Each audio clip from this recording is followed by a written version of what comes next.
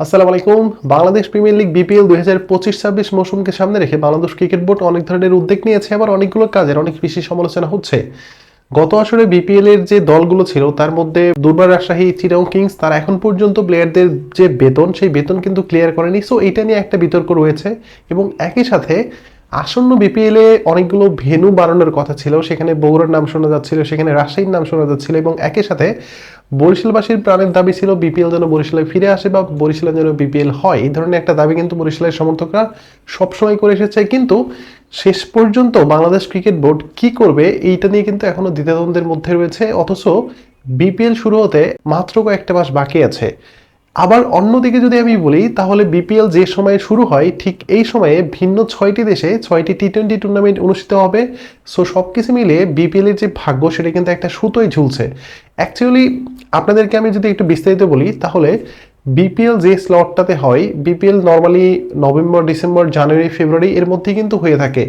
So এই যে এই সময়টাতে কিন্তু আগে যখন বিপিএল শুরু হয়েছিল তখন কিন্তু কোনো ধরনের লিগ সেই সময়ে ছিল না, এবং সেই সময় আপনি যদি বলেন তাহলে পিএসএল এর কথা বলতে পারেন, তখন বিপিএল এর পরে সেই লিগটা চালু হয়েছে। বা ক্যারিবিয়ান প্রিমিয়ার লিগের কথা বলেন, সেই লিগটাও কিন্তু বিপিএল এর পরে চালু হয়েছে।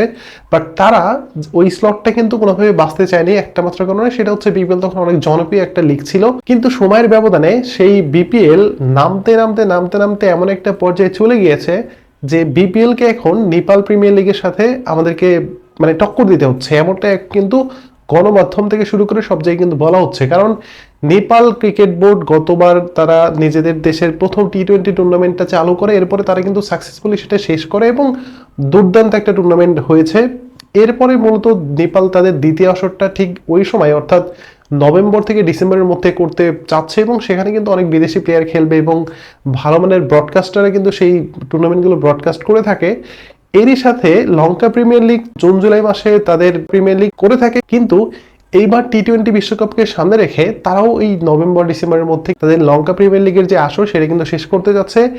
এর বাইরে আইএল টি-20, এসএ টি-20 সেটা কিন্তু এখন বিশ্বের সেরা 5টা টুর্নামেন্টের মধ্যে একটা। সো তাদের যে স্লটটা সেটাও কিন্তু নির্ধারণ হয়ে গেছে, এবং একই সাথে নিউজিল্যান্ডের ঘরোয়া লিগ সুপার স্ম্যাশ সেটাও কিন্তু ডিসেম্বর মাসে শুরু হবে, এবং অস্ট্রেলিয়ার বিগ ব্যাশ সেটাও কিন্তু শুরু হবে এই ডিসেম্বর মাসে। সো এই যে প্রায় 6টি দেশে ভিন্ন 6টি টি-20 টুর্নামেন্ট চালু হবে, এরপরে বাংলাদেশ ক্রিকেট বোর্ড যখন বিপিএল নিয়ে কথা বলবে বা বিপিএল শুরু হবে তখন আদৌ ভালো মাপের কোনো বিদেশি ক্রিকেটার পাবে কিনা।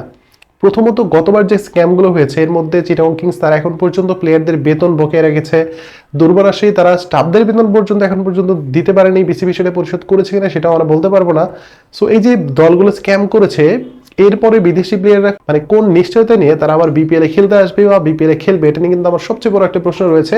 এবং একই সাথে বিপিএল কে অনেক বড় ধরনের একটা টুর্নামেন্ট হিসেবে বিশেষ দরবারে তুলে ধরার জন্য প্রথম যে পদক্ষেপ সেটা হচ্ছে বিপিএল কে ছড়িয়ে দিতে হবে, হোম অ্যান্ড অ্যাওয়ে ভিত্তিতে খেলানোর জন্য বিপিএল কে সেই রকম একটা জায়গায় যেতে হবে। কিন্তু এখন পর্যন্ত বাংলাদেশ ক্রিকেট বোর্ড তারা কিন্তু এই ধরনের উদ্যোগ নিতে পারেনি। 2012 সালে বিপিএল শুরু হয়েছে, বাট এখনো সেই বিপিএল ঢাকা, সিলেট এবং চট্টগ্রাম কেন্দ্রিকভাবেই রয়েছে।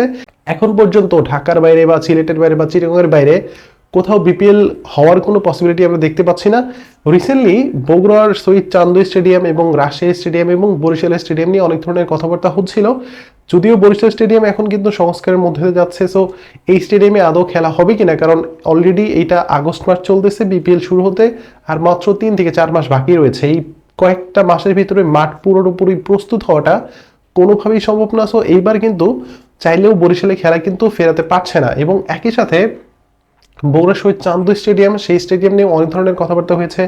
ইন্টারন্যাশনাল একটা স্টেডিয়াম, সেটাও একদম পুরো পড়ে রয়েছে।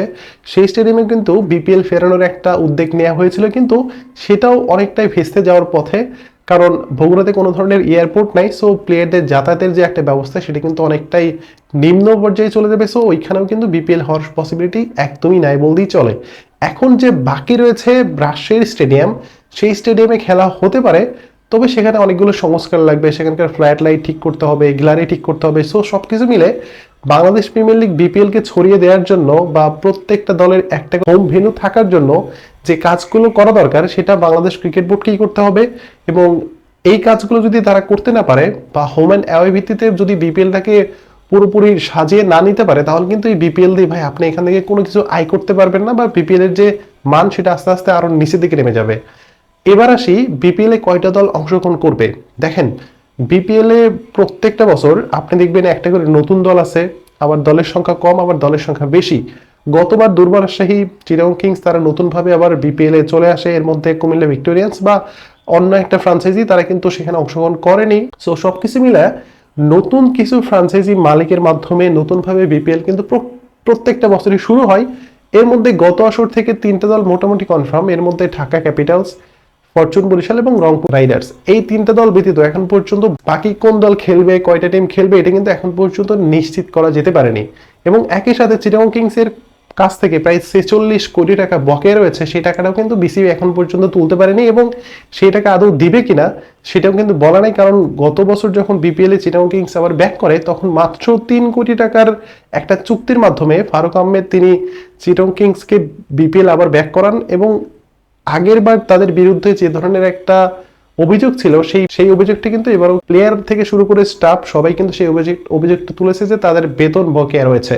সো আমি জানি না যে একটা দেশের সবচেয়ে বড় টি-20 টুর্নামেন্ট, সেই টুর্নামেন্টের প্লেয়ারদের বেতন বকেয়া কেন থাকবে।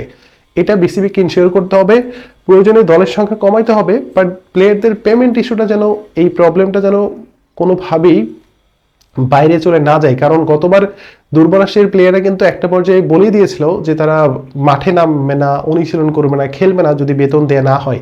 সো একটা ম্যাচে কিন্তু বিদেশি ছাড়াই কিন্তু দুর্বরাশাহীকে খেলতে হয়েছে। সো এই ধরনের ঘটনা যদি ঘটতে থাকে তাহলে বিপিএল অদূর ভবিষ্যতে গিয়ে বন্ধ হয়ে যাবে, এটা 100% শিওর।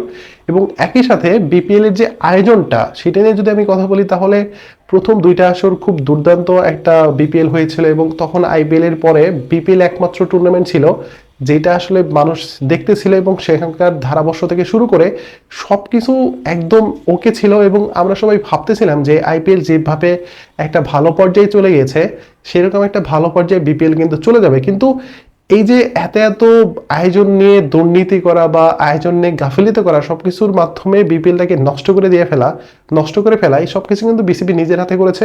যখন বিসিবি নিজেরা নিজেদের পরিকল্পনায় বিপিএল আয়োজন করেছে, ঠিক তখন থেকে বিপিএল এর মান কিন্তু পড়তে এখন নেপাল প্রিমিয়ার লিগের সাথেও কিন্তু আমাদের টক্কর দিতে হচ্ছে। সো বিপিএল একটা সময় যে পর্যায়ে ছিল সেখান থেকে নামতে অনেক নিচে কিন্তু অলরেডি নেমে গিয়েছে। এবং বিপিএল নিয়ে বিশ্ব ক্রিকেটে যে একটা মাতামাতি আগে যেরকম ছিল সেটা কিন্তু এখন আর নাই বলেই চলে। এবং আসছে যে বিপিএল, সেই বিপিএল এ আদৌ বিদেশি কোনো ক্রিকেটার পাবে কিনা সেটা নিয়েও কিন্তু অনেক বড় ধরনের শঙ্কা রয়েছে। কারণ এখানে হয়তো ফরচুন বরিশাল বলেন বা রংপুর রাইডার্স বলেন বা ঢাকা ক্যাপিটালস বলেন, তারা শর্ট নোটিসে কিছু ভালো প্লেয়ারকে সাইন করতে পারে 2-1টা ম্যাচের জন্য। বাকি অন্য দলগুলো কি করবে সেটাও কিন্তু এখন পর্যন্ত শিওর কেউ বলতে পারছে না। খুলনা টাইগার্স বলেন বা সিলেট স্ট্রাইকার্স এর কথা বলেন বা দুর্বার রাজশাহীর কথা বলেন, হয়তো ভিন্ন কোনো নামে দুর্বার রাজশাহী বা রাজশাহীর একটা দল আসলেও আসতে পারে।